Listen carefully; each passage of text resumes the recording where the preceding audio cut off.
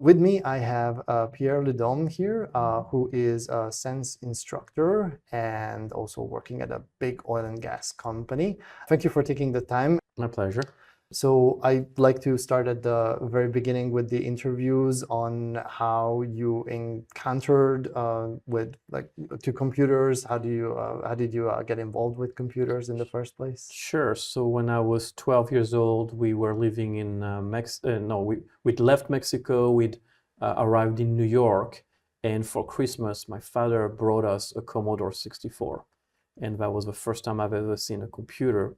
Okay, so they already mentioned two locations. Where are you originally from? Oh, originally born in France, Okay. but when I was 9 years old, we moved to Mexico.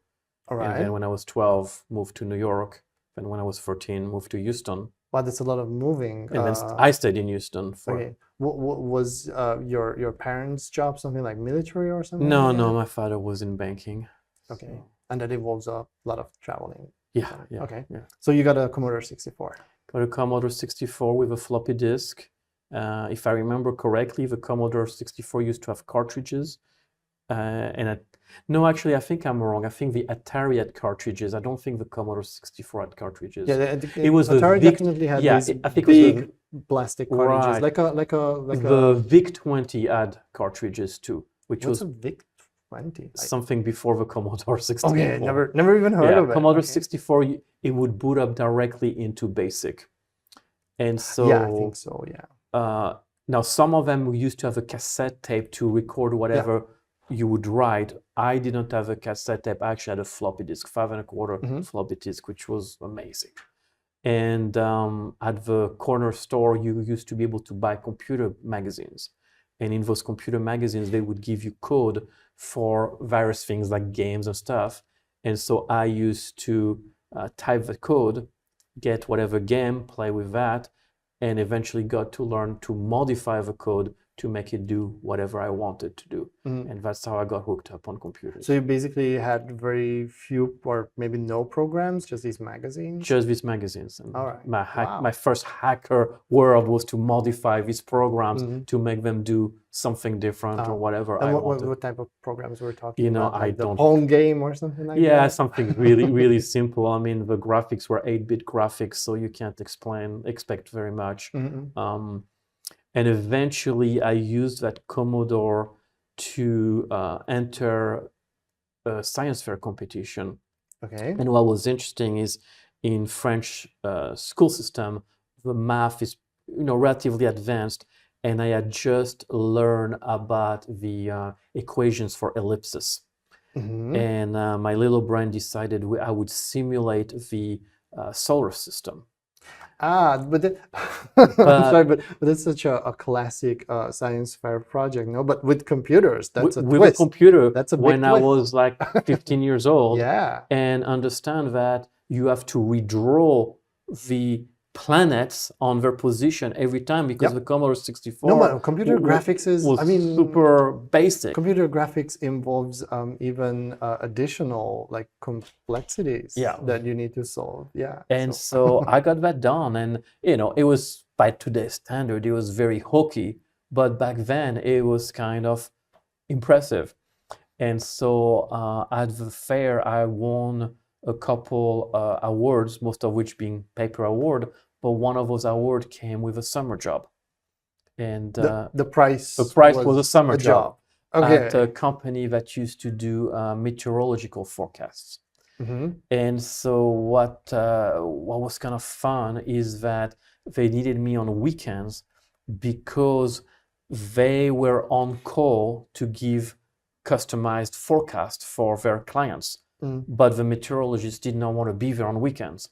So how should we imagine these forecasts? Like someone calls and what's the weather in, I don't know, Funky Street 14? Or well, these would be businesses, say like offshore platforms, or they would be specific businesses that were in some location where they may have to make some business decision based on the weather. And so because the meteorologist... But then you just keep them on hold during weekends because it's just an on-call... Yeah, but you couldn't do that. And back then we didn't have cell phones. The most of it were beepers. So the client would call the main number. I would answer, I would say, hey, sorry, the meteorologist is in the restroom, or the meteorologist just went out for lunch, depending on time. And then I would quickly beep them on their beeper and say, hey, you need to call this client back. And then they would. And I'd get maybe 2 or 3 calls a weekend, and the rest of the time I'd get to play with their computers. Okay, so it was actually a good price and a pretty good deal. Yeah, for me, it was, as a 15, 16-year-old, it was amazing. All right. And that got me enough money that I could buy my first computer, my first IBM PC AT, which was after the XT actually. Or did I have an XT first? No, I think I went straight to the AT.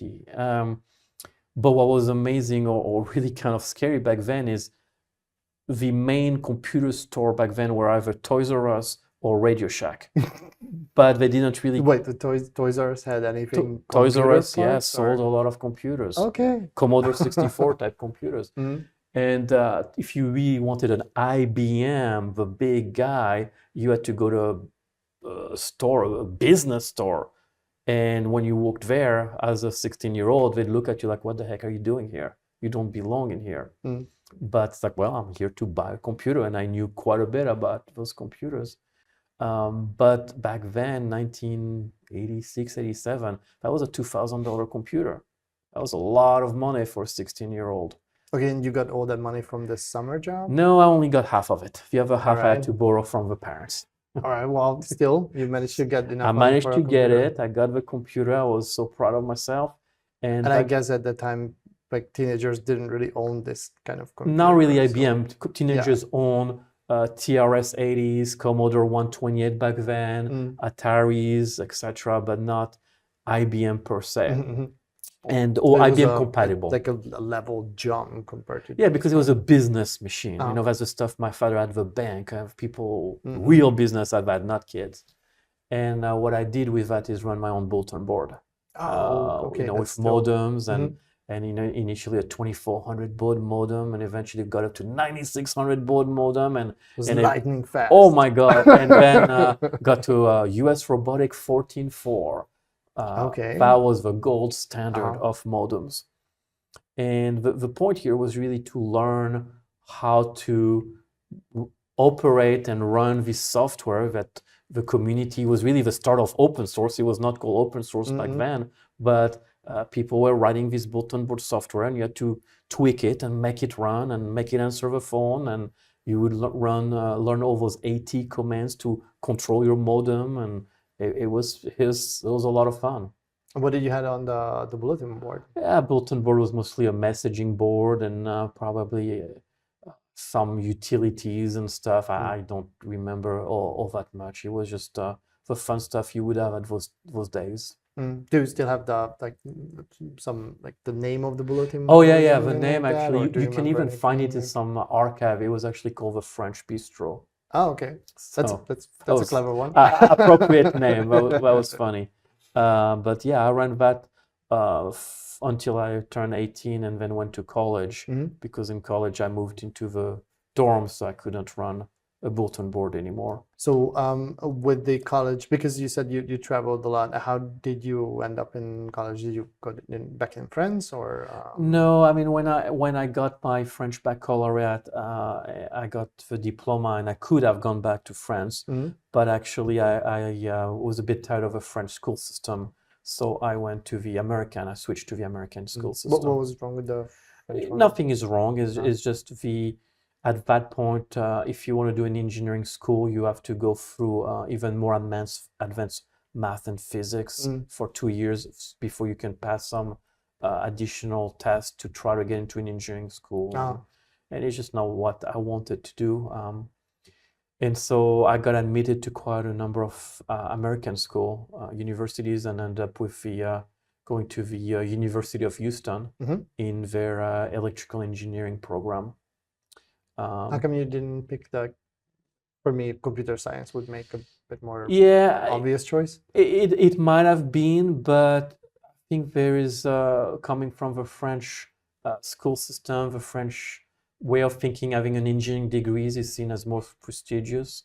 And so I did, essentially, it's more like I did computer engineering, but it was electrical engineering with all my elective classes being in the computer science department. Okay. And because computer science was not an engineering degree. Because computer science so is you not wanted considered, or at least was not at the time considered an engineering degree. All right. So Okay. yeah, so Well, that was after fun. all this work with computers and your hobbies, probably the school went pretty easy and You know, it was a seamlessly. lot of work because computer engineering is more about the math, the physics, and All right. like we had to design a processor through a breadboard and all of that stuff. It was all about the electromagnetic waves and stuff. So it's not really the practical aspect of it. It's more of a theoretical aspect, and it was a lot of work, And I found that the hardware part, all of that is I did not really want to design anything. I was more into operating stuff, playing with it. And so when I graduated in '93, the job market wasn't the best. But I had a What was wrong with the job market? I don't remember. I just remember it was a tough year to get a job. But I had gotten an internship while I was in college one of the summers, and I had worked on small mainframe computers, Okay. VAXes specifically. Oh, And when I graduated from college, I interviewed with a number of places, and I ended up getting hired by Exxon, which at the time was the largest company in the world, to work in their mainframe group. it is still in top 5, I think. No, not anymore. Not anymore? Exxon has Okay. dropped a lot. Microsoft and Google and Yeah, that's right. all those Yeah. guys have taken over. And so for a number of years, I ran mainframes, which was a good experience because it gives you a lot of discipline. Like change management is not an option.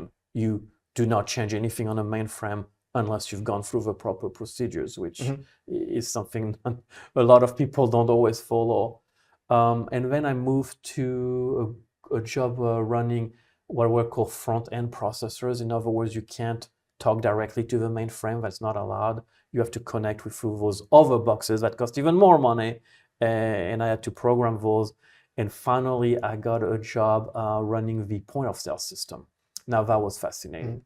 So wait, this is after Exxon? No, this is all Exxon. It's still Exxon. Within 3 years of Exxon, I had 3 jobs. Okay. That's pretty. It would be pretty fast even today. So no, even in my current position, it was normal that it was that dynamic. Okay. It's just developing young people into. In terms of years, what year we are currently? We're 93 to 96. So you got your degree in 93. 93. Then? Yeah. Okay.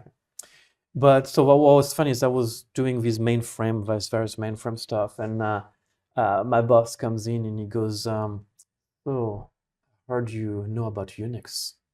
I'm like, "Well, sir, I have installed Linux." And back then it was Slackware, and you had to compile your own kernel. So yeah, I mean, I knew a thing or two, but not much. Because good, you're qualified for this job. And this moved me to the group that runs the point of sale system. That means every transaction at every single gas station went on that network. It was like something like $1 million an hour worth of it. And the way it worked is it went through an X25 network who would talk through a IBM RISC 6000, which was a Unix machine.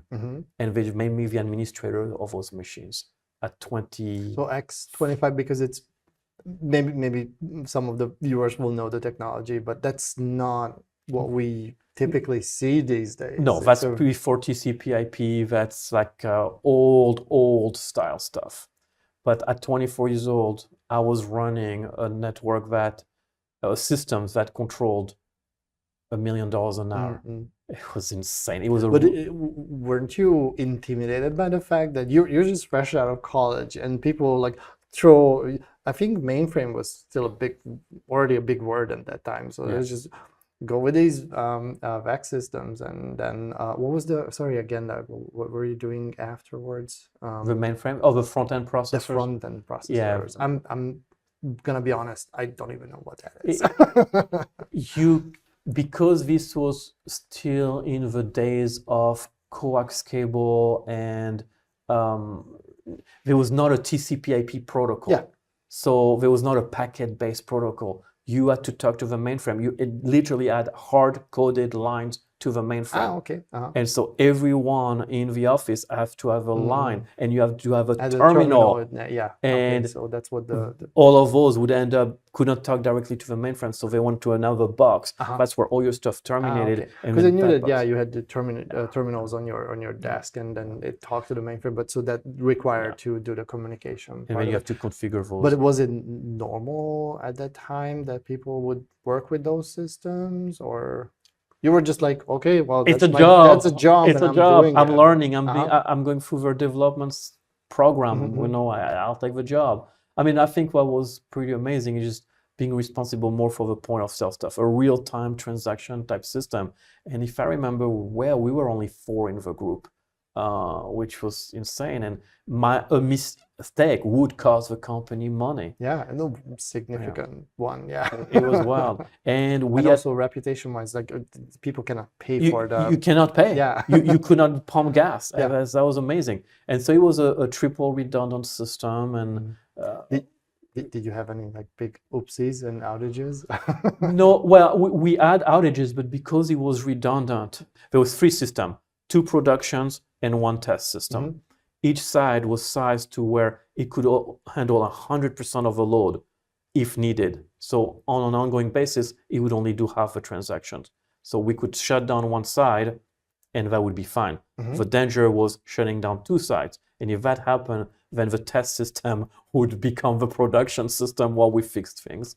But I only stayed there for about 1.5 years because at that time, so there we're probably getting close to 1998 or so. It was before the year 2000, I remember that clearly. And .com was becoming a huge deal, which meant that people were getting amazing compensation package with tons of stock options. And a company like Exxon, no, you're not getting anything. You had a very... But you were also moving into like being on the internet, I suppose. Barely. We had proposed moving the point of sale to TCP/IP, and it was like, well, we'll study that. And I think it took them something like 3 years after I left for them to even do that. So a company like Exxon does not move fast. And a young kid at that age, like, I want to move, I want to do stuff. So I went to make my fortune and go to a .com, and I was going to make millions. And 7 months later, that .com folded. Yeah. And I mean, it was a good experience because in that .com, I got to administer every kind of Unix. So I had experience in Linux, I had experience in AIX, but that company also had HPUX, SunOS, Solaris, and I was responsible for all of it. Didn't last very long, but a lot of experience. And then is when I joined my current company in oil and gas, and I've now been there 26 years. And the reason they hired me is because it was about to be the year 2000. Can we say names for those companies, the .com one and where you currently work? Where I currently work, let's skip that just because I don't have permission. So. All right. So yeah, it was going to be the year 2000. The world was going to end, and I got hired as a network engineer to replace every piece of networking equipment. That's already the company where you're currently working. Yeah. And so that's what I did. I set up. At the time, we used DSL to dial in. So I set up T1s with DSL termination. All kinds of networking stuff. Which the T1 is also like right. Some older term, technology by now, but back then that was that was the rage. Stuff. Absolutely. I mean, having a DSL at your home back then was just like unheard of. It was so expensive. So this is 2000 this 99 was 99, and then year 2000 came in. We're all on standby. We're all waiting, and everything's gonna end, and absolutely nothing happened. Because you had to replace things because of the Y2K. Yes, because of Y2K, we had to replace everything. Everything had to be Y2K certified, and we spent so much money. And so I do remember that, like people were really freaking out, and then eh, a nothing. couple systems maybe tipped over, but it was pretty much Yeah. seamless. Well, maybe because of the hype, no, and everyone got actually prepared Possibly. for Yeah, it. yeah, So. possibly. And so then I started, then I got promoted to manage that group. And the way that happened, as I was walking down the hallway to the staff meeting, my boss catches up to me and says, "Oh, by the way, I'm about to announce to everyone you're now the supervisor." Hey, Okay, promotion. promotion. Yeah, I'll never forget that because I walk in there. Well, was it really a promotion, or Yeah, you yeah. just got the supervisor without the paycheck part? Oh no, I think there was a promotion, but everyone's like, "What happened?" It's like, I don't know. I was just walking down the hallway. But it was good because it started giving me all the management knowledge and experience, which unfortunately, what I see nowadays is so many levels of middle management have been cut that it's really hard to acquire that experience. But as part of that, I became the IT manager and IT security manager of an entire data center. And it was a data center that was hosting client data. So big deal. Wait, how did we jump from managing systems and networks to the security part? Like That just came that's with just the the way it promotion. works. Yeah. Okay. You are now security. Well, I got a Yes, couple sir. promotions in the meantime, Okay. but not that many. But yeah, that's what happened in these companies. They want to develop you, and you move every year and a half to 2 years. Now, sometimes you only move in title, and your job doesn't change that much. But many times you just completely move, and so Okay. all of a sudden, I'm a security guy. I'm like, oh, okay. And to be a real security guy, I decided I need to deploy some security tools, and I actually deployed some of the first IPS, intrusion protection system. And what I Was think it it was commercial called commercial. I think it was called Real Secure or something like that. Oh yeah, it was a long time Sounds ago. familiar, but I can't confirm if it's Yeah, the name. it was in the days where we had Checkpoint and we had all those things. Mm-mm. So anyway, I deployed those. They were not cheap, but because we had client data, it was justified. Now, I was not part of a security team. Like I said, I was responsible for a specific data center. And the security guy team broke into my center, and they were very proud of themselves. And Like sort of the red team, or yeah, I mean, that terminology was not used back then, but effectively that's what it was. And I but said, broke as in like logically, not physically. yeah, or- right, yeah. And I'm like, Because that's also a valid thing. no, yeah, that's not well looked upon. And I'm like, how did you do it? And they're like, well, we use your SNMP community string in your router. I'm like, well, that's unfair. I followed the company standards. So obviously you knew what my community string was. That's not a fair exercise. But what turned out is that I caught them, and they were super impressed that I caught them. And I caught them because of my IDS. Yeah, I guess I said IPS. I think it was IDS. Well, if it's in line, then yeah, I it's, kept changing. yeah. And anyway, but that became very important because this guy turned out, years later, ended up being our CISO.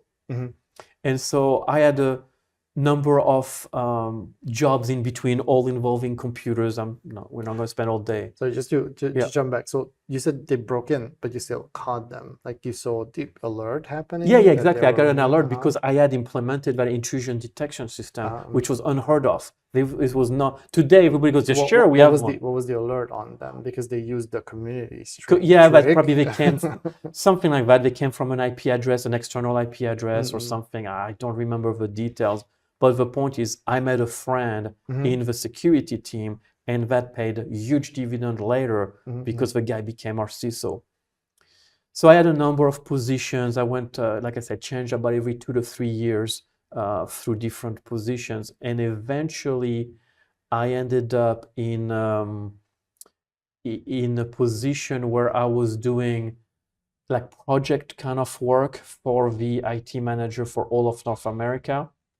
And through all the typical reorganization, my position was going to be eliminated, which is too bad because it was a fantastic position. But that same guy I just mentioned, by then I'd become the CISO.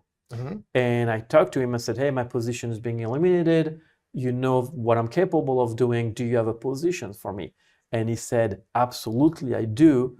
You're going to come and be the IT security manager for North and South America. And that And you was, said deal. I was like, absolutely. Now, that in of itself was fine, but what became much more interesting is the trick he played on me later. It was a good trick. What he said is, I know you know data centers, because that's when I met you. I know you know how to run them. I know you to build them. We had a team responsible for e-discovery and e-forensics, and they had their own small data center for legal reasons. But the person running it was not an IT person, and it was a disaster. He said, I'll make you a deal. I will buy you an all-you-can-eat pass to learn forensics if you rebuild that data center. Like, how can I turn that down? I'm going to learn forensics? Heck yes. So, but did you know what that was about? Sure, I watched CSI. I knew what it was. No, I mean, I didn't really know. I mean, in terms of like time, where we are at the timeline? Oh, in the timeline now, I was probably 15 to 16 years into the company at that time. And I was probably like 2000, what, like 10-ish, or even more, like, no? Yeah. Even more, 15, something like, maybe even not, somewhere around there. But you thought that forensics is what you see in the CSI. Yeah, exactly. I mean, it was so cool. And I have this pass. It was a company called Access Data, maker of FTK. And they would sell you a pass that you could take all the classes they had. And that was a great way to learn forensics. So I do that. I get actually reasonably good at forensics. Well, because you did the data because center I did all part, yeah, because I did the data center. Yeah, that was the deal. And I rebuilt the whole data center. I did a good job. They were very happy with it. Actually, they were so happy with it that one day he comes to me and says, well, you know, this person running that group, they want to change. How about you take the job?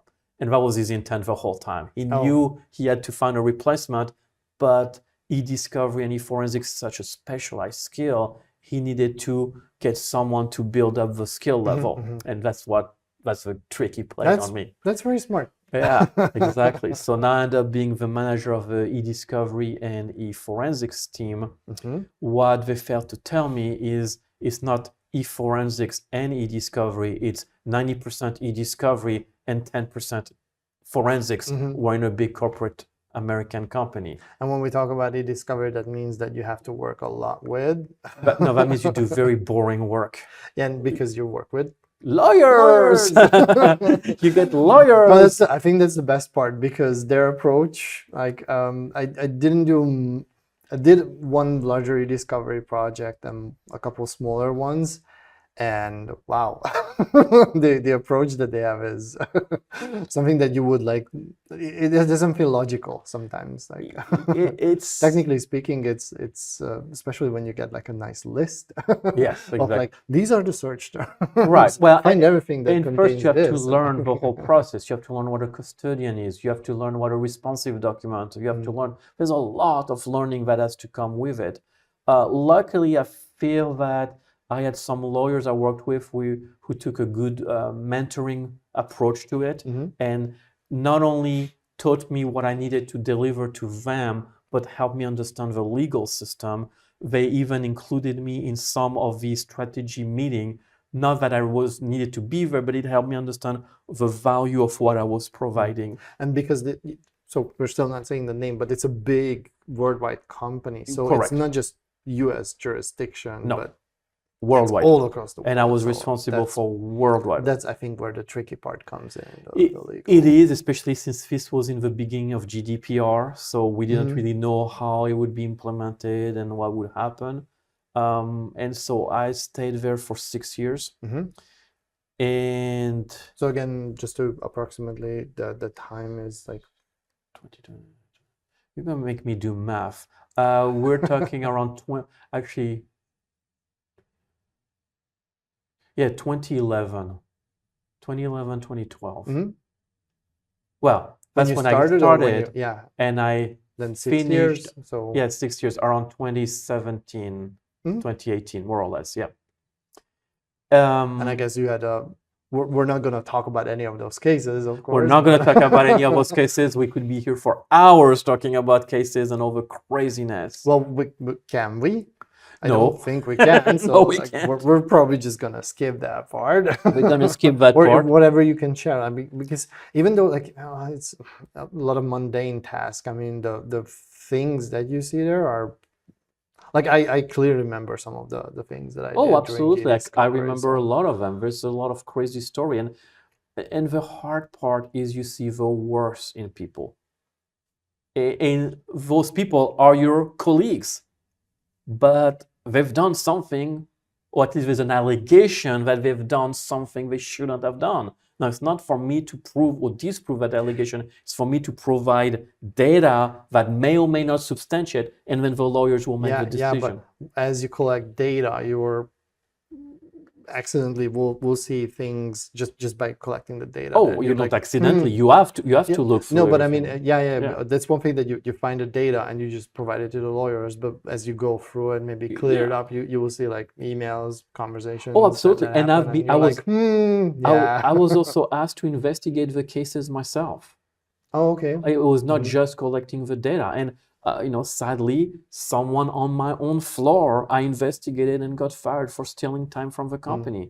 And now I didn't make the decision to steal the data. I didn't make this decision to fire the person, but I'm the one who did an in-depth analysis of that person's machine to prove that the time reported did not match the time worked.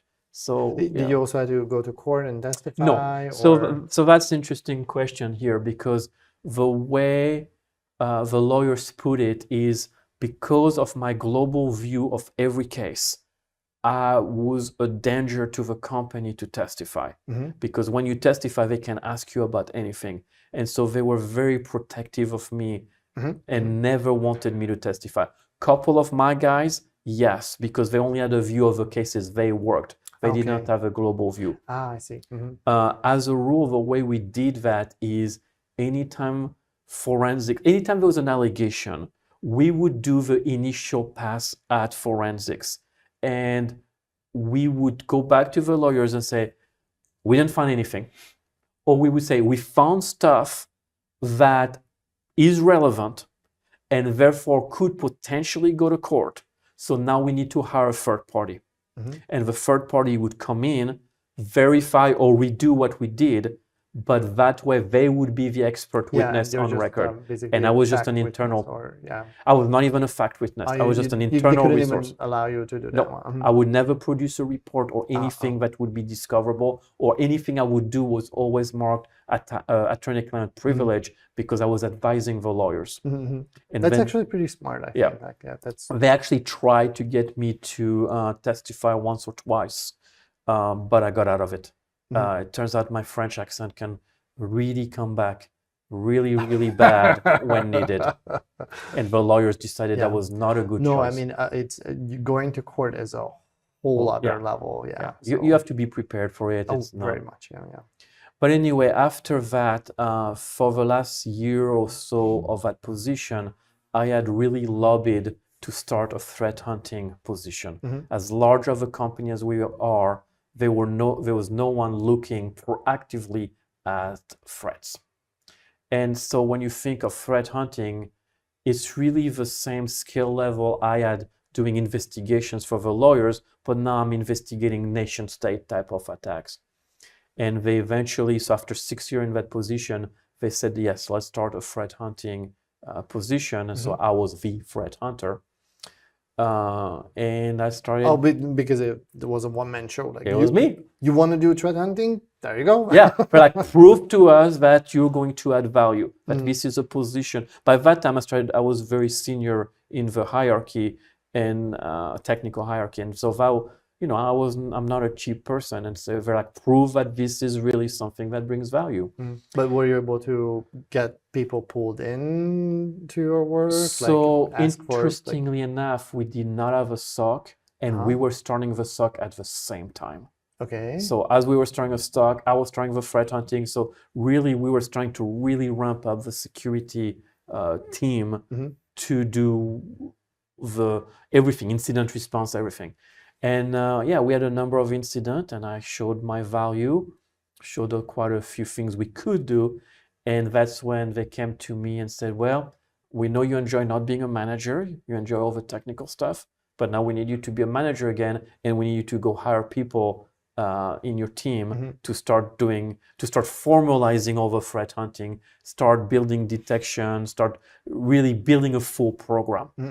And so that's what I did. I got a few people, and now the latest title they gave me is what is it? Practice cybersecurity investigation practice manager. Okay, that doesn't really say threat hunting to me, but No, because now I have threat hunters working for me. Okay. Yeah, so now I have 2 threat hunters who are fully dedicated to do that. Now I get to go back to do the paperwork. I get to play, but not as much. And in the meantime, or at the same time, really, is when I started teaching for SANS, going through the certification process and writing. How did you even got aware of SANS or got involved so with SANS? I always... You took a couple classes? No, actually, well, yes, actually, no, take that back. I had taken the 610 class.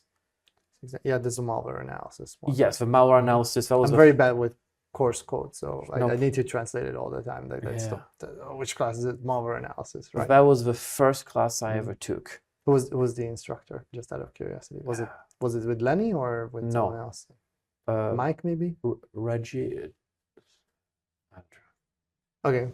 Anyway, so that was probably a bit of a tough class to take as your very first class. It is. Yeah. And I decided that this not the certification was probably not, well, it was not that the certification would be too hard. It was like reverse engineering was really not what I wanted to do. So why did you take that class? Because I didn't know. Oh, okay. I didn't know. That's how I found out. It looks fine. It looks fine. They let me take a class. Let's just do it. I learned a lot from it. It was really good. But then I took the 508, so the threat hunting class, and I scored well. Who was the instructor for that one? The instructor was Chad Tilbury, and I was invited to apply to teach. You got the Northcott email. Yes. And I also took the threat intelligence with Rob Lee, and that one I knew. The 578. Dragos Rob Lee. Yes, Dragos Rob Lee. Yeah. And that one I knew I did not want to teach because it's not some. I do some threat intel, but not to the level they do. But then you answered to the letter and then you said like, what was it like? Was it still do you want to do mentor class? No, or community? no. It was already like, do you want to teach? Yeah, and it became a little bit more complicated because at the same time I was invited to become an author. And that's when I started working on 509, Cloud Forensics and Incident Response. And so as I was starting to be an author, they said, okay, let's make sure you can teach. So they threw me directly into my first co-teach. My first co-teach with the other Rob Lee for 508. And that was a very challenging co-teach, but it went very well. And what was the challenging part in it? The challenging part is because it's Rob. Well, first it's Rob Thiele, right? Yeah, Rob Thiele is the man, the godfather of DFIR. You're teaching in front of him. Yeah, he started the whole like DFIR. Exactly, and you're like, basically, I hope I'm saying the right thing. So you were starstruck, like, hi, Rob. Well, I was more scared of like, am I doing okay? Am I doing okay? It's like, yeah, calm down. You're doing fine. You're doing fine. And it's also the start of the whole COVID nightmare. So Rob was actually on the phone a lot. And even though we had picked the section I was supposed to teach, which means I had worked those sections a lot. Location-wise, where was this? It was actually here in Paris. Oh, that's the famous Paris because how it went down? Yeah, yes, because at 2 a.m. we got woken up and we were told, get on the plane, you have to go back to the US. Because they're going to lock the borders. Yeah, that was everyone was aware of it, I think, because it was such an unusual situation. So anyway, so I'm teaching the sections. And you were based all this time in the US. In Houston, yeah, so I had to go back, So I was teaching the sections that we had agreed upon. And I'm finishing my section, and the next section was supposed to be Rob Lee's section. And he looked at me, goes, I got to take this call. You go ahead. Oh, okay, so I teach the next section. And the next section was supposed to be his section. And I look at him, he goes, yeah, keep on going. So I ended up teaching, of the days we were there, I taught like 80% of the class, even though I had not prepared all the sections. And then that's when they woke us up and it's like, get back. So I never finished that teach, unfortunately. And from there, they said, okay. Well, you did. Like, it was a co-teach. If you did 80% of the first, like, I don't know, 3 days or 2 days. 3 days. Yeah, kind of. So it nailed it.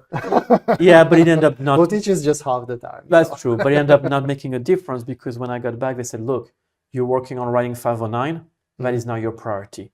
You will not teach again until 509 comes out. But anyway, you passed the co-teach then. So well, then I had to do more co-teaches with 509.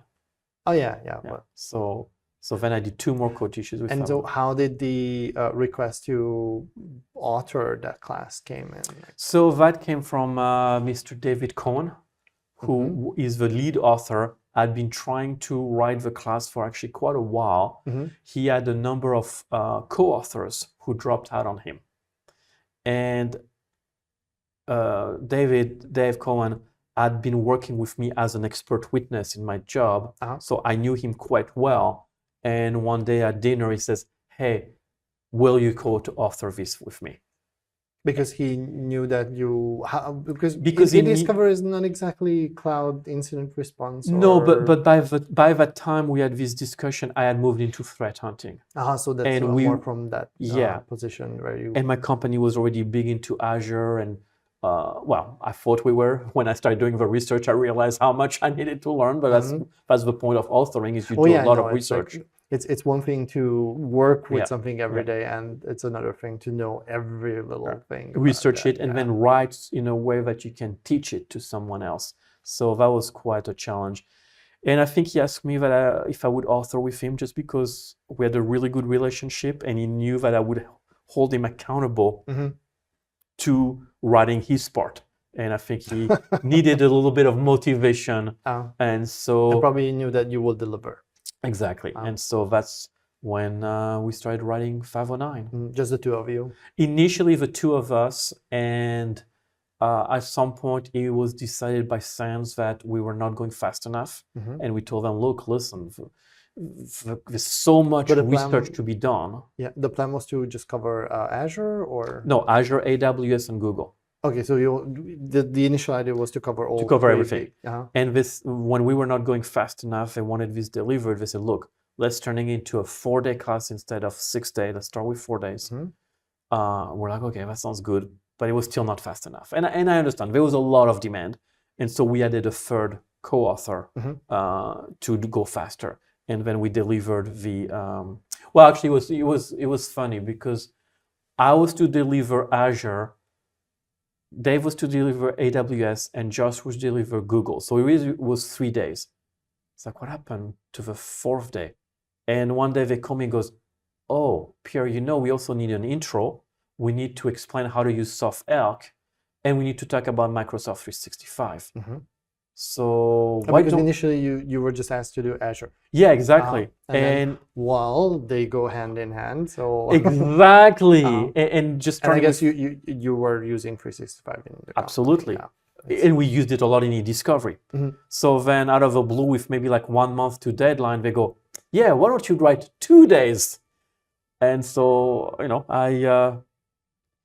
I did. I can't say that I was super proud of day number 1 when the class first came out. I think it was fine. Yeah, I was happy with that. It was okay, but really it was a bit rushed because I was told to do it in addition to everything else. But then when we started doing the second revision and stuff, I think it became a lot better. I think I don't think any Sense class would just roll out and it would be perfect. So usually I think after the first major release,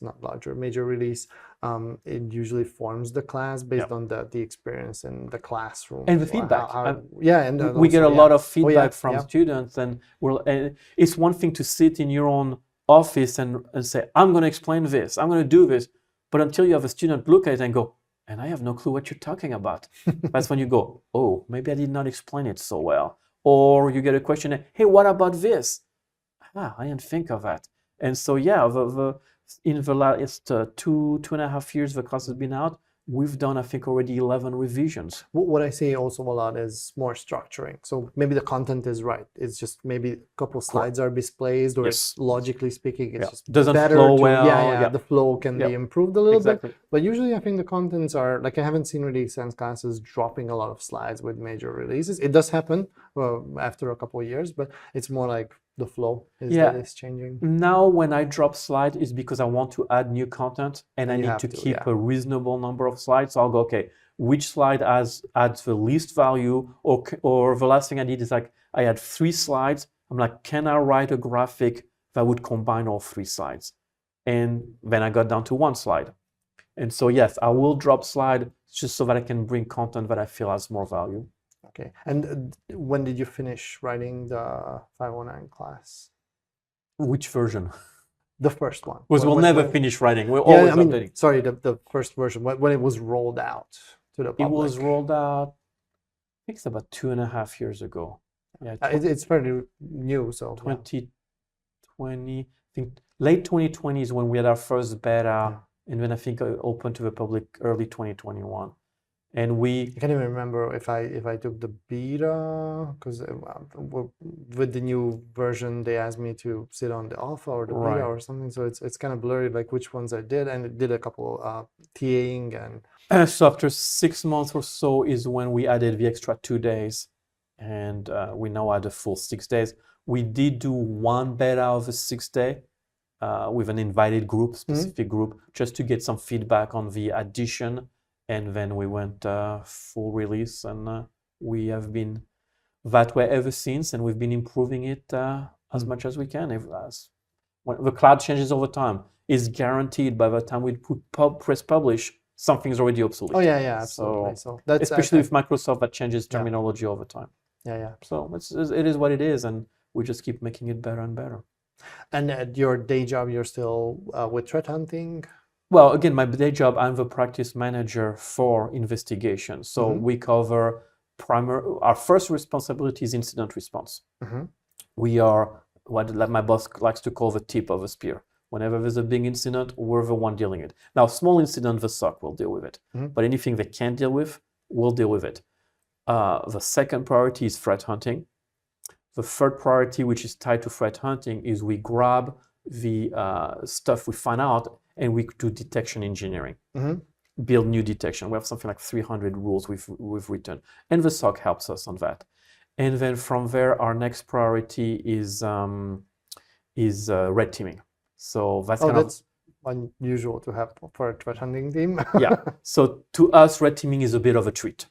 Whenever we're not too busy or we make time for it, we go do some red teaming. And then we also do threat intel. So my team is responsible for all of it. All right, cool. Is there anything interesting that you're working currently, like larger project? I mean, of course, like the course, I guess, constantly, but anything else, like, I don't know, an article, a book, or something like that? No book. I did work a bit of a skunk work project that now I can talk about. At the time I couldn't, and that is Microsoft came up with a new log called the Graph API log. Because of the corporate contract, I had access to it while it was in private preview, but it was under NDA, and they made it very clear I could not share it with anyone. It is now in public preview, so others can look at it. It's no longer subject to the NDA. And that log turns out to be extremely noisy. And the project I worked on was, can we filter that log while it's still in the cloud before you take it out? And so grabbing the log, sending it to an event hub, sending that to Stream Analytics, writing a query to filter for only what I want, and then writing the result to a storage account. So that was my project the last project I worked on, cloud related, and it was fun. And so the outcome of this project, will it be shared with the wider public, or maybe in the class? Or yeah, so in the class this week I shared the project. I'm thinking maybe I may do a Science at Night talk on it. Oh, that would be awesome. Or maybe a blog post on the. Maybe, yeah.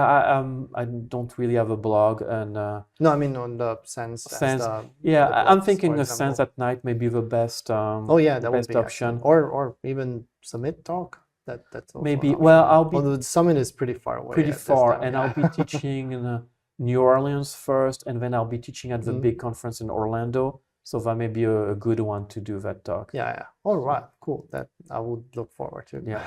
Hopefully it will be recorded or at least streamed. So Probably, yeah. We'll see. We'll see. I haven't written this. I haven't committed to it. yeah. But it would be awesome. Yeah, because you already did the research part, so yeah. The research there, but really what I need to do and what I want to do beyond that is fine, I have filtered the log. What are the detections I need to create? Yeah. And I have quite a few ideas from there. And it's pretty pressing because attacker tools are being now released. Yeah, I mean, if you look at even SolarWinds, well, actually, GraphRunner, Bo Bullock released GraphRunner. That was I was referring to. It's pretty fresh as well. It's very fresh, and that's exactly what it does. It implements all these attacks. So yeah, for sure. Yeah, and logging for Graph was lagging behind a little bit. Very, very true. All right, that sounds very interesting. Anything else? No, that's all I have for you today. All right, awesome. Thank you very much again for taking the time, and it's always a pleasure to meeting you. So thank you. I enjoyed the conversation. We'll have another time maybe to see how it goes from this point. Sounds great. Thank you. Thank you.